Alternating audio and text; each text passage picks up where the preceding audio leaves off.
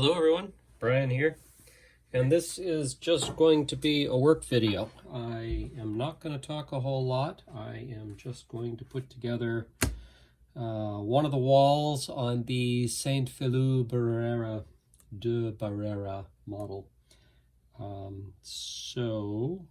Without further ado, I guess I'll get to work.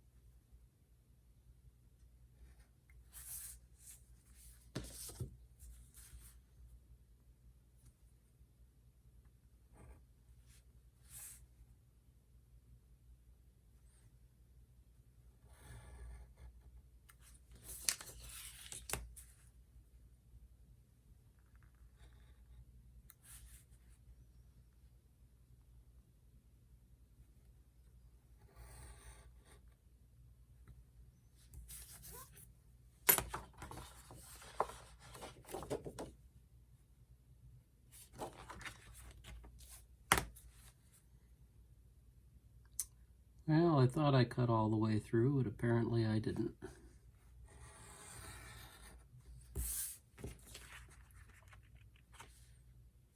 It may be that the X-Acto blade is a little too dull at this point and I need to change it out.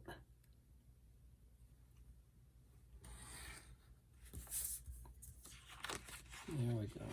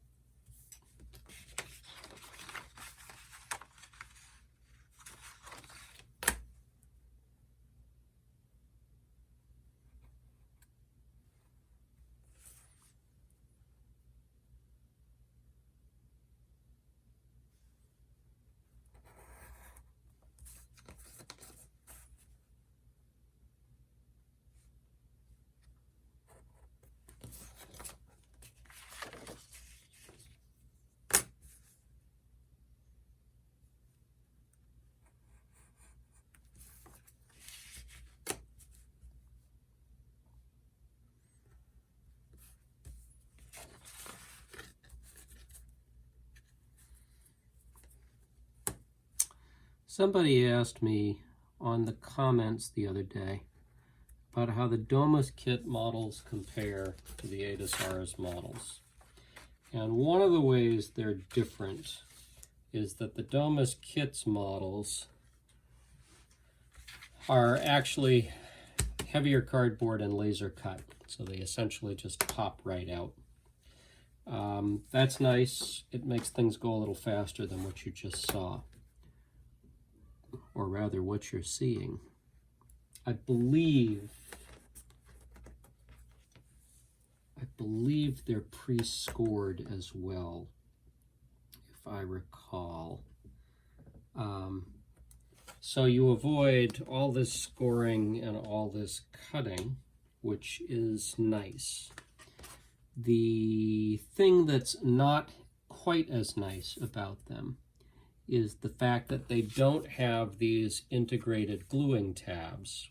And so what you end up having to do is cut your own gluing tabs and fold them over and glue them to one side and glue them to the other side.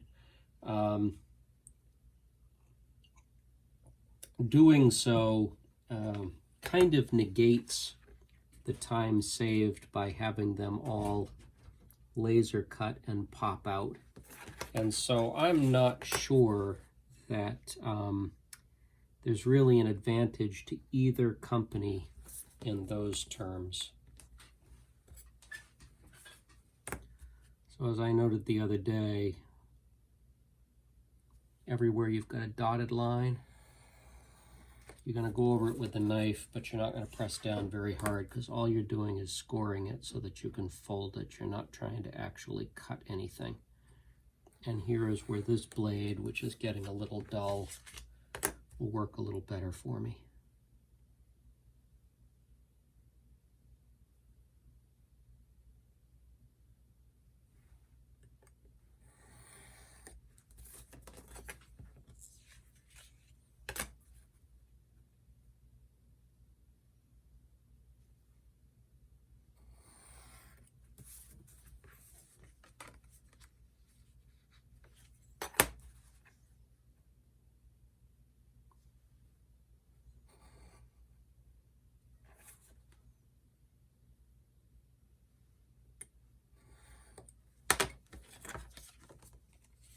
So now, having scored those, we should be able to fold them over pretty easily.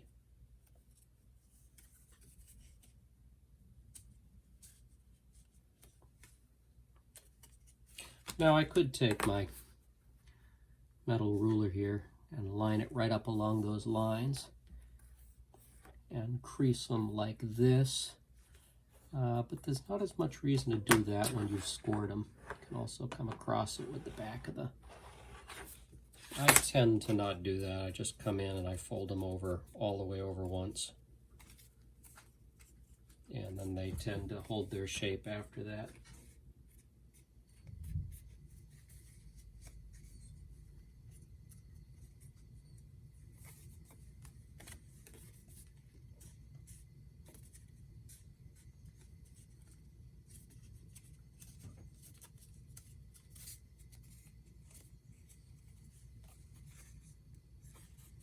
Uh-oh, was that not scored? That was not scored.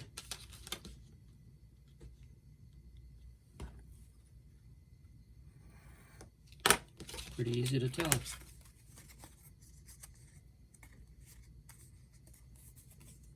The other nice things about these tabs is it really makes it very obvious how everything goes together. Not that it's so hard to figure out on the Domus, on the Aedesars kits. But it's just all the more obvious when you've got these gluing strips you've got to work with.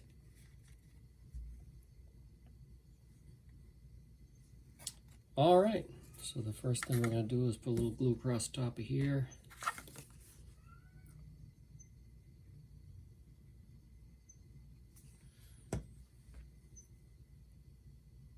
I had another user suggest that it might be easier to use a paintbrush to put the glue on, and while I don't disagree,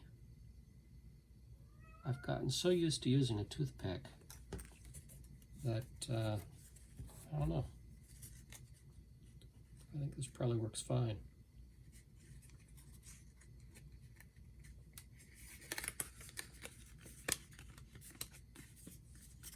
Why fight with that? If it's not going in just right, fold it over just a little bit more so that it holds the shape.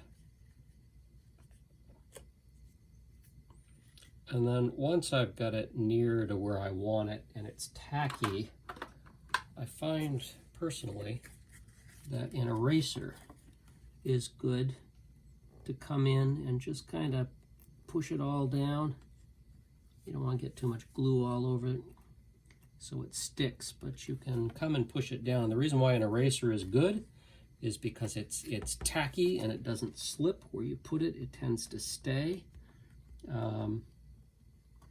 And so it's nice to, it's a useful tool to be able to make sure you've smooshed the glue down well and gotten good contact with everything. All right.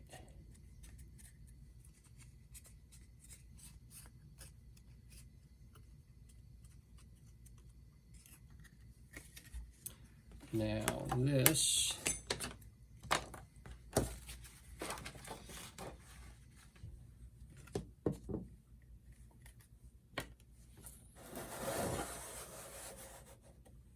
is going to go right here.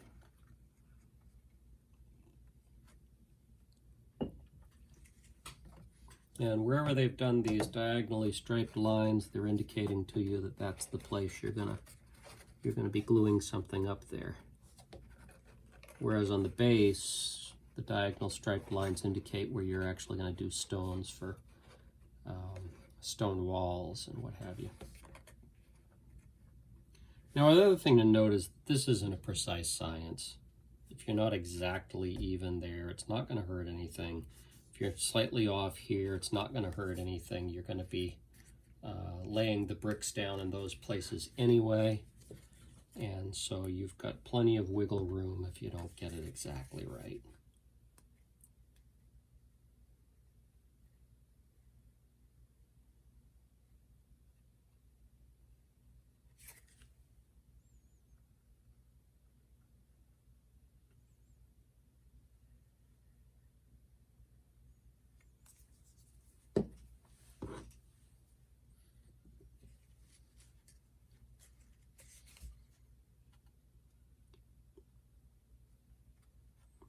Having said that, it is in my nature to try and get it exactly right. And there we go. And now what I'm going to do is I'm going to sit here and hold this down for a few minutes so that it sticks properly. Now the reason why I did this, or one of the reasons why I did this without putting this other piece on first, is because I can reach in here if I want to and make sure that top strip lands on the building nice and tight. I can stick my finger in there and use the back of my fingernail to make sure it's on there. You hold it down for a couple of seconds so it sets up. And then when you let it go, you don't have to worry that it's going to go anywhere.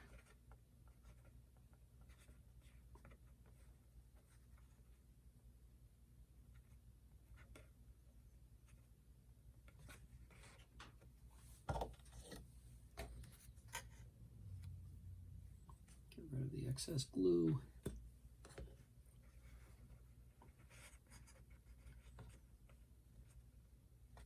And then I can come in from behind also, and I can use the eraser to make sure the bases are all sitting down perfectly flat and that I've got maximum contact between the paper and the base. And up along the side,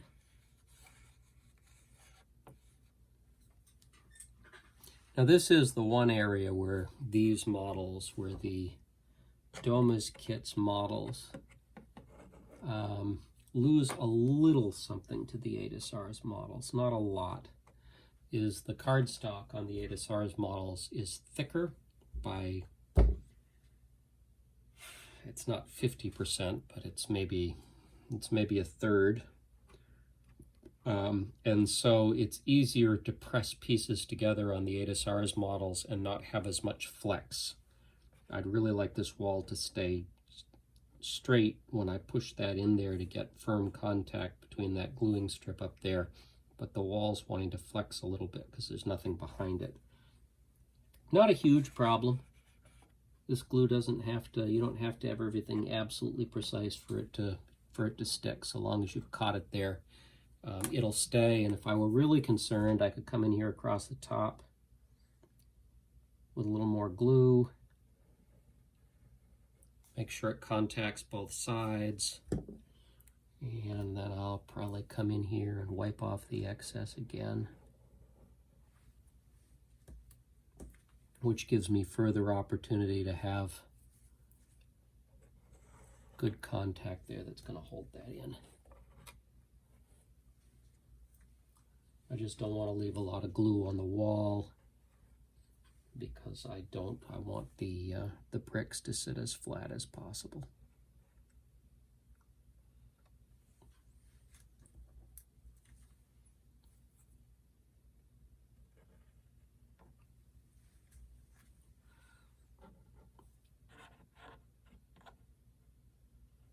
Again, I'm being excessive here. There's no reason to put that much time into that.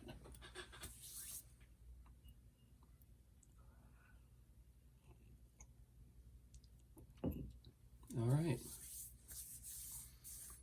So that is one side. And now I've got the larger piece here to do. So last night I did this side, and the only problem I've had with this structure to this point is this piece here. If you follow the lines, the diagonal lines on the building, this is where it's set. And actually that also lines up with the diagonal lines on the base. The problem I had is that's not where the score lines lined up. They didn't line up right along the edge here. They were a little further down, and this roof went out a little further, almost like it wanted to be higher up, but higher up wouldn't have matched any of the diagonal lines behind here. So after test fitting it a few times, and always test fit before you put glue on, I ended up coming in and cut this down continually at an angle until it fit perfectly like it is. Now I've got this seam in here, and I will probably do nothing there. I may, on some other models I've had, they've given you wooden balsa strips to put across the roof. I like that idea because like there's no support in the center of this.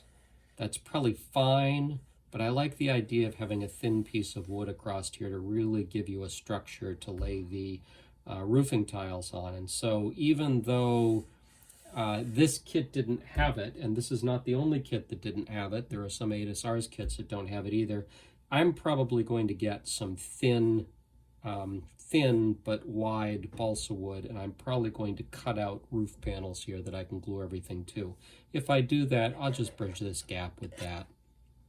Or maybe I'll just do this roof in balsa wood in order to bridge that gap, and then I won't have to worry about it. But even if I didn't do that, the roofing tiles are wide enough that I would probably be fine here, just working right over this and pretending that doesn't exist at all. So there you go. There is a brief video on what is involved in actually cutting out and putting together the substructure, just to give you an idea. More videos to come, but thank you for joining me. Bye-bye.